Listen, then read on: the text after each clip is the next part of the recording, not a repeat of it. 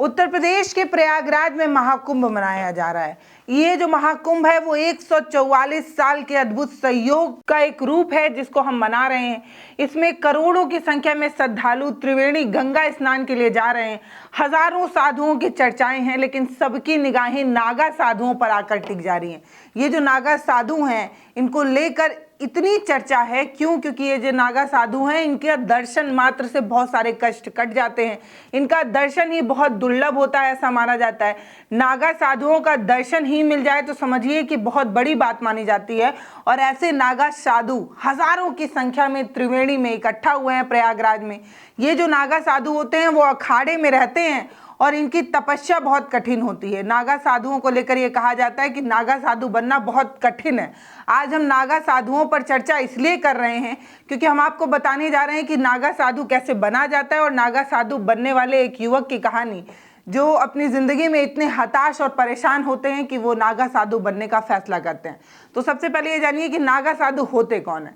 नागा साधु वो होते हैं जो इस कड़ाके की ठंड में बिना कपड़ों के रहते हैं, यानी कि नग्न अवस्था में रहते हैं।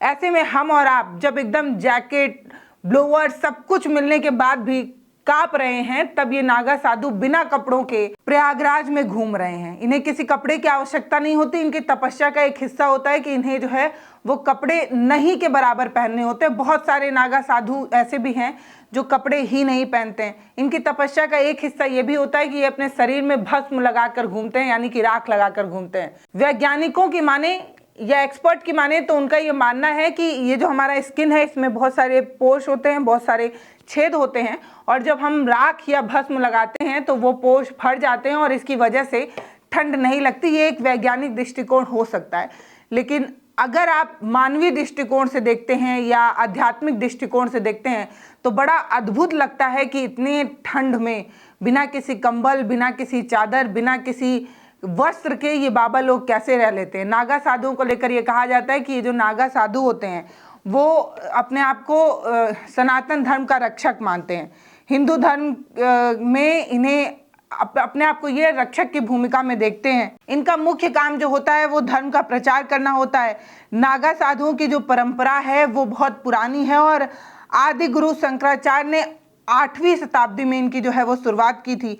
ये जो बाबा लोग होते हैं ये युद्ध कला में काफ़ी माहिर होते हैं, एक्सपर्ट होते हैं, और इन बाबाओं को कई बार गुस्सा भी आ जाता है, इसीलिए लोग इनसे काफ़ी दूर होते हैं, क्योंकि ये बाबा जो है वो बहुत खतरनाक होते हैं, ऐसा लोग बताते हैं। ये बाबा लोग जो है वो मांस मदिरा का सेवन नहीं करते हैं और साधना में अपनी पूरी ज़िंदगी लगा देते हैं। पूरी ज़िंदगी साधना में ही जो है वो व्यस्त रहते हैं। इस वजह से इन्हें सामाजिक दूरियां बनानी पड़ती हैं और आप में से, हम में से अधिकतर लोग अलग अलग पर्व पर भी इन्हें कभी नहीं देख पाते होंगे, क्योंकि ये जो बाबा नागा साधु लोग हैं वो आपको कहीं भी बहुत कभी नज़र आते हैं। जब भी महाकुंभ या कुंभ या शाही स्नान वगैरह जब होता है तभी आपको बाबा ये नागा साधु लोग जो है वो अखाड़े के रूप में, अखाड़े में एक झुंड के रूप में ज़रूर नज़र आते होंगे, पर अमूमन सिंपल समय में आपको कभी किसी साधारण समय में ये बाबा नज़र नहीं आते हैं, क्योंकि ये लोग साधना में लिप्त होते हैं, लीन होते हैं और इनकी तपस्या बहुत कठिन मानी जाती है। ये माना जाता है कि ये अपने पूरे शरीर पर भस्म लगाने का ये एक प्रतीक है कि वो बताने की कोशिश करते हैं कि वो शरीर की पूरी मोह माया से जो है वो मुक्त हैं और शरीर को किसी तरीके का कोई सुख नहीं देते हैं। वो शरीर को कष्ट देते हैं और कष्ट के रूप में एक कष्ट ये भी है कि शरीर पर कोई वस्त्र वो नहीं पहनते हैं। अपने आप को ईश्वर का दूत मानने वाले ये जो नागा साधु हैं, इनकी तपस्या की चर्चा तो हमने कर ली, लेकिन आपको बताने जा रहे हैं कि नागा साधु बनने वाले एक शख्स जिनकी कहानी आपको बतानी थी वो शख्स हैं जिनको दैनिक भास्कर ने अपने कैमरे में कैद किया है। इस महाकुंभ में जूना अखाड़े में कुल 5000 से अधिक युवा जो हैं वो नागा साधु बनने की प्रक्रिया को अपना रहे हैं, यानी कि नागा साधु के जीवन में प्रवेश कर रहे हैं। नागा साधु का जीवन में प्रवेश करना बहुत कठिन होता है, मैंने आपको पहले ही बताया, तपस्या बहुत कठिन होती है। और ऐसे में 24 साल के शुभम मिश्रा हैं, वो उनसे दैनिक भास्कर की टीम ने बात किया तो शुभम मिश्रा ये बताने लगे कि कैसे अग्निवीर योजना की वजह से भी नौकरियां मिलने में दिक्कत हुई। ग्रेजुएशन किया हुआ है उन्होंने, पढ़े, अच्छे खासे पढ़े लिखे हैं, ग्रेजुएट हैं, लेकिन इसके बावजूद भी नौकरी नहीं मिल रही थी। नौकरी नहीं मिली, अग्निवीर योजना आ गई, प्यार में सफल नहीं हो पाए, ये वो बड़ी वजहें थी जिनकी वजह से उन्हें काफ़ी हताशा और निराशा महसूस हुई और उन्होंने ज़िंदगी में नागा साधु बनने का फैसला किया। और उन्होंने कहा कि अगर घर में रहते तो 10 लोगों की जान जा सकती थी, उससे अच्छा कि खुद को ही ख़त्म कर लिया जाए। और खुद को ख़त्म करने की ये जो तपस्या है वो नागा साधु बनने की तपस्या, इस तरीके की बात जो है शुभम मिश्रा कह रहे हैं। शुभम मिश्रा क्या कह रहे हैं वो आप सुनिए। घर में रहते तो 10 लोगों को जरूर मार देते, इससे बढ़िया खुद को मार लो। जो हमारा प्यार था वो हमको मिला नहीं, उसके बाद में नौकरी के लिए परेशान, अपनी पूर्व जिंदगी, अपनी माँ बाप, घर, भाई बहन, दुनिया सबको त्याग कर देना एक अलग आनंद है। अग्निवीर योजना आपकी फैल हमारी हो गई, सारी चीज परेशानी हो गई, नौकरी कहीं, पढ़ाई नहीं। हम मैकेनिकल, हम बीए ग्रेजुएशन शास्त्री किए हैं। जो नागा साधु बनते हैं वो सब सभी जगह किलर रहते हैं, मतलब मन के जब डुलता है ना वो सब देखते कि भगवान शंभु भगवान पे हम छोड़ देते हैं सूर्य नारायण।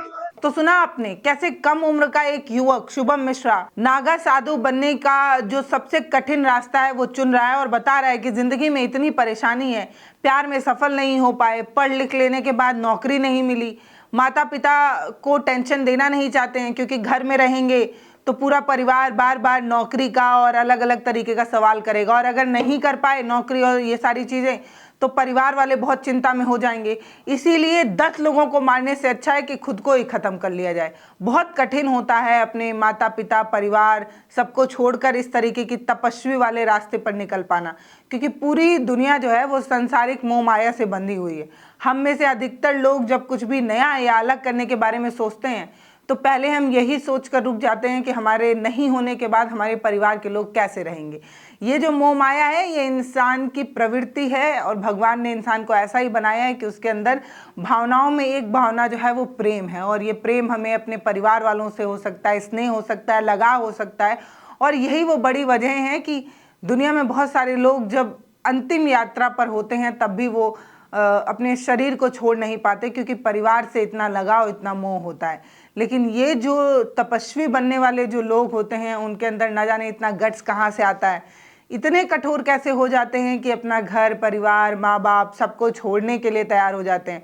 और ऐसा ही कुछ शुभम मिश्रा भी करते नजर आ रहे हैं। वो बता रहे हैं कि बहुत कठिन होता है, लेकिन तब भी 10 लोगों को मारने से अच्छा है कि खुद को मार लिया जाए। खुद को मार लेने का सेंस कि आप अपनी सभी इंद्रियों पर कंट्रोल कर पा रहे हैं, आप अपने शरीर, हम में से अधिकतर लोग ज़िंदगी में इसीलिए इतना कमा रहे हैं या मेहनत कर रहे हैं ताकि 2 वक्त का अच्छा भोजन कर पाएँ, शरीर पर अच्छा कपड़ा पहन पाएँ, ज़िंदगी में कहीं घूम आएँ, कहीं टहल आएँ, अपने जो इंद्रियां हैं उनको संतुष्ट कर पाएँ।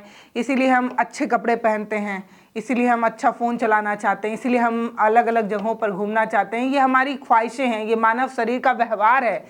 लेकिन ये जो साधु लोग बनते हैं वो इन सभी इंद्रियों पर कंट्रोल पा लेते हैं। उन्हें ना कुछ अच्छा देखने की इच्छा होती है, ना कहीं अच्छा घूमने की इच्छा होती है, ना अच्छा खाने की इच्छा होती है, ना शरीर पर अच्छा वस्त्र धारण करने की इच्छा होती है, ना अच्छा महल, ना अच्छा घर, कुछ नहीं चाहिए होता है। उन्हें सिर्फ और सिर्फ साधना में उनका मन लगता है, सिर्फ और सिर्फ ईश्वर से प्रेम होता है। और इस तरीके की कठिन साधना और इस तरीके का कठोर त्याग अगर किसी के अंदर हो तो ही वो जो है वो नागा साधु बन सकता है। और यहाँ पर जूना अखाड़े में इस महाकुंभ में 5000 से अधिक ऐसे युवा नजर आए जो नागा साधु बनने की तपस्या कर रहे थे, और इन लोगों ने अपने पूरे शरीर पर कोई भी कपड़ा नहीं पहना था, बस लाल रंग की एक लंगोट के सहारे इस ठंड में बैठे हुए थे। तो 5000 युवाओं ने अपनी ज़िंदगी में इस तरीके का डिसीजन ले लिया है। लेकिन जो शुभम मिश्रा हैं, जो इतनी बड़ी और गंभीर बात कह रहे हैं, उस पर भी ध्यान जाना चाहिए। उन्होंने बताया कि प्यार में सफल नहीं हो पाए, नौकरी नहीं मिल पाई, पढ़े लिखे होने के बावजूद भी हमें जो है वो नौकरी नहीं मिली, प्राइवेट नौकरी करने की कोशिश भी की, नौकरी की भी, कुछ सैलरी वगैरह भी मिलती रही है, लेकिन ज़िंदगी में उतना सुख नहीं मिला, इसलिए ये कदम उठाए। उन्होंने बताया कि 28,000 रुपये सैलरी थी और 23,000 रुपये कैश इन हैंड मिलता भी था, लेकिन सरकारी नौकरी की आश थी और अग्निवीर योजना आई और तब तक एज खत्म हो गया था, इसलिए उन्होंने इस तरीके का कदम उठा लिया। तो सरकार को ये जानना और समझना चाहिए कि एक नौकरी से एक युवा कितना टूट सकता है, कितना बिखर सकता है और वो किस तरीके का स्टेप उठा सकता है। हालांकि उन्होंने जो स्टेप उठाया है उस पर कोई प्रश्न चिन्ह नहीं है, लेकिन हर युवा अगर यही स्टेप उठाने लगे तो सोचिए कि देश की बागडोर कैसे चलेगी। देश में काम करने वाले युवाओं की बहुत आवश्यकता है, कंपनी में वर्कर्स की आवश्यकता है, सड़क बनाने के लिए वर्कर्स की आवश्यकता है। अगर काम करने वाले हाथ श्रद्धा की तरफ झुकने लगे तो देश का बागडोर कौन संभालेगा, देश में रोजी रोटी, औद्योगिक विकास, ये सब कौन करेगा। तो दो थिंकिंग हो सकती है, अध्यात्म की तरफ झुकाव होना एक अलग थिंकिंग हो सकती है, और अपने क्षेत्र, अपने देश, अपने प्रदेश के विकास के लिए अच्छे कुशल युवाओं का होना भी उतना ज़रूरी है जितना सनातन के प्रचार के लिए किसी धार्मिक युवा का होना ज़रूरी है। आप इस बारे में क्या सोचते हैं वो आप हमें कमेंट सेक्शन में लिखकर ज़रूर बताइए। ये भी बताइए कि शुभम मिश्रा ने ये जो कदम उठाया है, या उनके ज़िंदगी में इतनी हताशा, निराशा थी, या उनका स्वभाव ही ऐसा था, उनकी प्रकृति में, उनके कुंडली में ही ऐसा लिखा हो कि उन्हें इस तरफ बढ़ना है। आप क्या सोचते हैं इस बारे में हमें कमेंट सेक्शन में लिखकर ज़रूर बताइएगा। ये भी बताइएगा कि शुभम मिश्रा ने जो रास्ता चुना वो बहुत दबाव में, बहुत परेशानी में चुना, या ये उनका प्राकृतिक फैसला था। आप अपनी राय हमें कमेंट सेक्शन में लिखकर ज़रूर बता सकते हैं। नमस्ते, मैं पल्लवी हूँ, आप भारत एक नई सोच देख रहे हैं। वीडियो कैसा लगा वो कमेंट सेक्शन में लिखकर बताइए।